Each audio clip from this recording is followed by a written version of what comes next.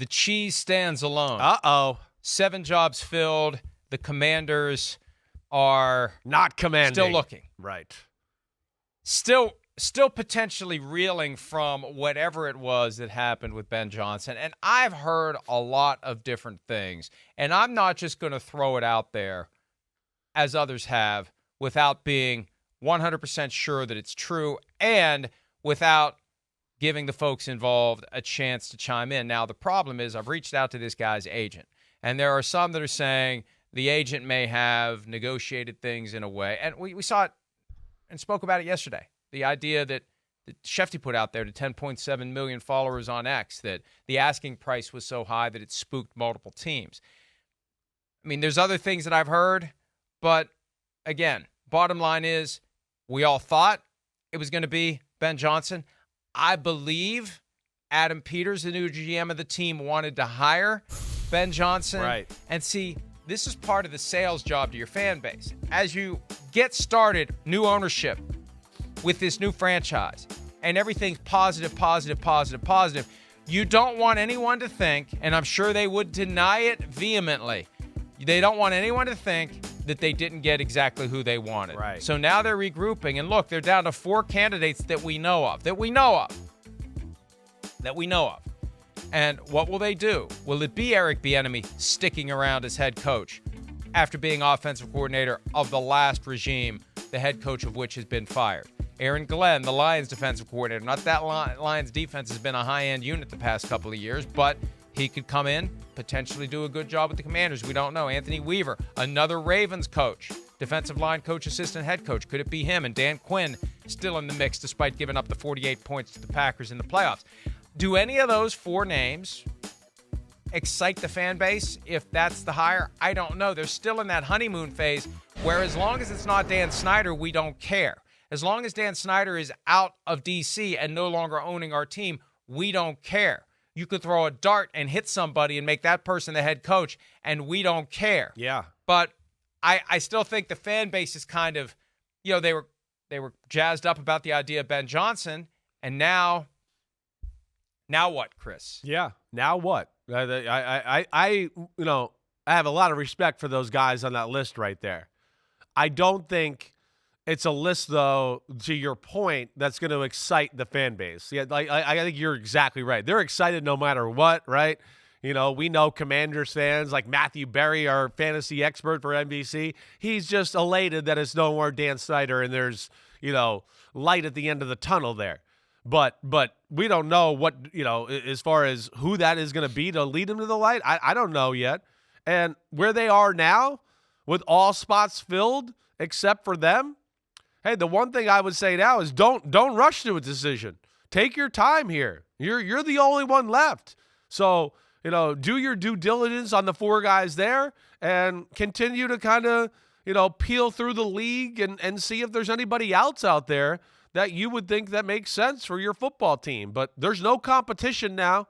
You're kind of sitting there all by yourself and see where it goes. But it is odd. And like we talked about yesterday, it's just weird that the whole, Ben Johnson thing didn't work out, where we all kind of felt like that was kind of inevitable and something went down there, whether it was the money, the years with the money, whatever. There's something there to that story that we'll find out eventually that Ben Johnson wasn't comfortable with in Washington, or Washington wasn't comfortable with him. One theory that's out there, and again, I'm reluctant to say this is exactly what happened, but you talk to different people and you hear different things.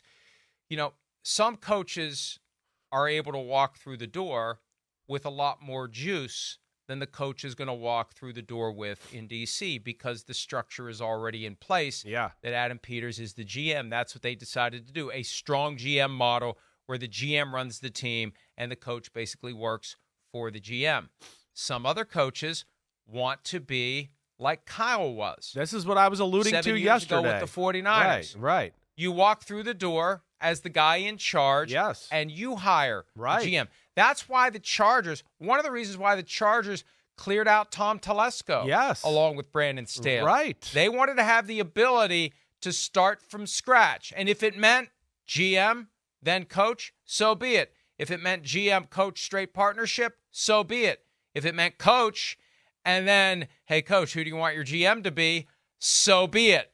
And that's what they ultimately did, basically, with the Chargers. And I think Ben Johnson might have enough confidence in his ability that if he waits, one of these other teams is going to say, you don't have to try to navigate or work for a GM or anybody other than the owner of the team. You're in charge of the team. Right. And that's a philosophical reality that, some coaches think that they have the ability, and some do. They have the ability working with someone who sets the table to get that right atmosphere of cooperation and partnership. And I guess that's really the key. And the way someone explained it to me yesterday, and this is 100% true. If you're going to be on the sideline for 3 hours while the owner is up there with the GM sitting next to the owner for the full 3 hours, as one head coach told me, after visiting the ownership suite of an NBA team, I hope that's not how they talk about me when I'm down there doing my job. Yeah, they are. So they are talking about you. Yeah.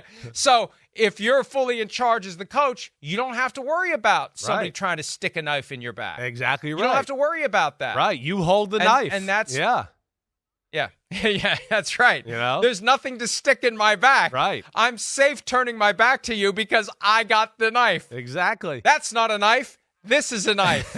Right.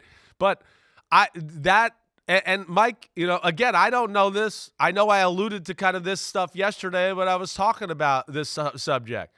Yeah, when it's Ben Johnson, I think he's a guy that looks at it and goes, wait, I'm McVay, I'm Shanahan, I'm Mike McDaniel, I'm that guy. I'm the guy. And I think if you talk to most people around football, they would agree. He's right up there. Kevin O'Connell, Andy Reid, greatest play callers, game designers, Sean Payton. He's that. So, and like we said yesterday, I think, yes, he's going, wait, I might only have one shot. I'm going to do this the way I want to do it. And I know how I want it to be done. And to me, and Adam Peters is a strong personality, and he knows football, and he knows personnel. So I don't doubt that at all. But that doesn't mean that the other strong personality that's a head coach wants to come in and bow down to you, right? So that's where I'm going to be interested. I'm sure some of the money and the contract thing, there was issues there. I get it. But in my heart of hearts, it feels more like Ben Johnson was like, wait, I don't love this structure. And that's where, to me, your point with the Chargers, where teams got to be careful.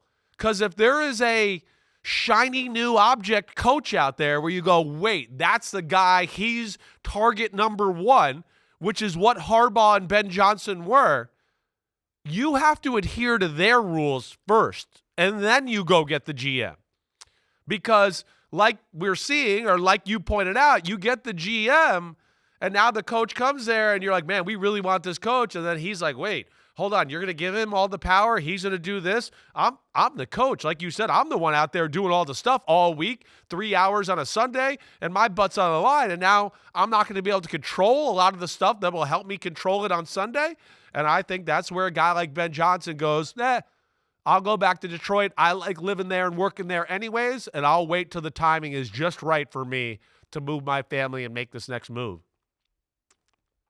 And look, with the Commanders, they decided that this is the structure they want. Yeah. Strong GM. Right. And I've said in the past that the owner of the team was enamored with the idea of Bill Belichick being the coach, but only the coach. I think that's one of the big reasons why it's not happening. Right. Because they want the GM to be in charge of the team. That's the model they want. And they know it doesn't work with Bill Belichick unless he's the coach and only the coach. And as Robert Kraft said 3 weeks ago today, if you take away the power from Bill Belichick to run the whole team, it creates confusion. It creates problems. And I think that's transferable to other teams because Belichick's reputation is so well established that he is the guy fully in charge.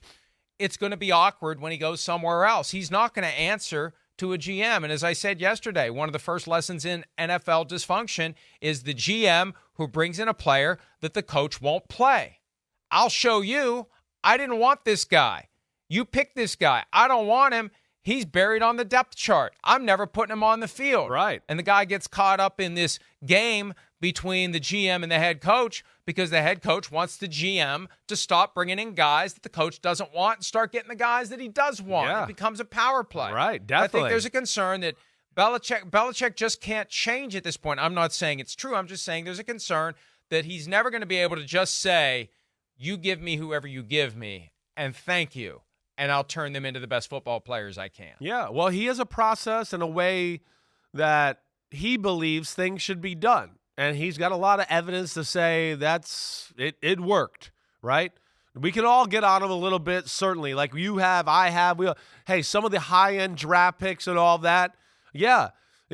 For my liking, too many times and having worked there, I saw this. They were a little too much into the, he made no mental mistake. And I'd be like, yeah, I know, but he hasn't made a play in like 100 plays. This guy, he made mental mistakes. And I want to be, yeah, he made 2, but he made 98 plays like that this guy can't make. And then they draft that guy. Be like, well, he's always where he needs to be. And I want to be like, well, he didn't make a play the whole year. That's maybe needs to be on the bench. Right. Well, that's where maybe, he wasn't his best. But as far as everything else, filling out the rest of the roster, finding diamonds in the rough in the 4th and 5th round and free agency and finding free agents off the streets. And when there's injuries, having the right guys to come and replace it and building the roster the right way for how he, coaches the football team and what he believes in. Those are things, that I think Belichick they're too far ingrained into him right now. And he's been, like you said, so in control and all over all these things and processes, for the last 20 years that, he's not going to just relinquish it to anybody or some guy he just met, a few weeks ago. I don't see that happening. To the extent that the Commanders were locked in on Ben Johnson and had a curveball thrown right at them when he pulled his name from consideration and they're regrouping, is there anyone... And I'm thinking back to the situation I alluded to earlier when Matt Eberflus was pre-hired by the Colts to work with Josh McDaniels. McDaniels didn't take the job right after the Super Bowl, the one in Minnesota, Eagles, Patriots. And the Colts were back to square one, and they settled on Frank Reich. And it worked, even though ownership eventually decided that it was all Reich's fault, and I want to bring in Jeff Saturday to see if he can become the coach. I mean, as we've said before, Reich got screwed unlike any other head coach when it comes to quarterbacks. Andrew Luck retires, and it's this revolving door of veterans that they got 1 year too late, and it just didn't work, and he still did well with what he had. But Reich landed in their lap right after the Super Bowl. I'm looking at the coaching staffs of both teams, and we've talked about this recently. How does Steve Spagnuolo not get consideration to be a head coach in the NFL after what he's done defensively?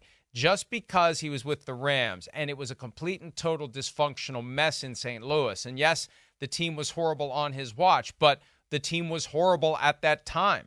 How much of that prevents him from getting a second opportunity? And if he puts together, he held the Ravens to 7 points. The Ravens with the not even likely. We all know Lamar Jackson is going to be named the MVP next Thursday night. If he takes the steam out of the 49ers offense and has a plan for Christian McCaffrey and a plan for Brock Purdy and a plan for George Kittle and a plan for Deebo Samuel, at this point, if you're the Commanders, don't you say, maybe we should do a deep dive into Steve Spagnuolo? I think at this point, like we say, first off, yes, right? There's special attributes about Steve Spagnuolo. Right, he really is. And again, it's that first one. It was a bad look. Like you said, though, there was a lot of stuff around it that weren't very helpful to him. But I do think you take a look here. If I'm them, I'm calling back Mike Vrabel. I'm gonna dive into him again. Again, you're the only one left, so there's no rush now. Take your time, figure this out. Exhaust all angles. Right. And I think that's where you kind of go, from here. But yeah, I don't know if there's a magic option out there that I look at or see that just hits you in the face or anything like that. But yeah, a guy like Steve Spagnuolo, I don't think a fan base would necessarily react negatively to it. Hey, he's a little older, sure. And you're going to hear about the last coaching job, sure. But we're also, he's been the Chiefs defensive coordinator. He changes. He knows how to change year to year with personnel and whatever, and he's special. And I would think, yeah, you turn over that stone and do a little digging there if you're the Washington Commanders. On the 49ers side, where Adam Peters came from, there isn't anyone that jumps off the page Not other right than now. Steve Wilks. The problem is Yeah.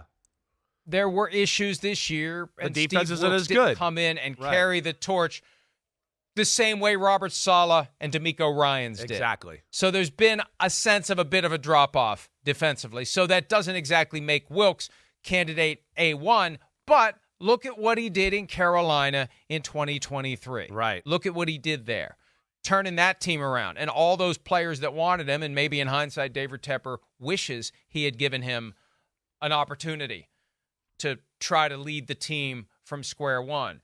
That's the only guy that would because there is no offensive coordinator to pilfer from. There isn't an offensive coordinator. There's a run game coordinator, there's a special teams coordinator, there's a defensive coordinator.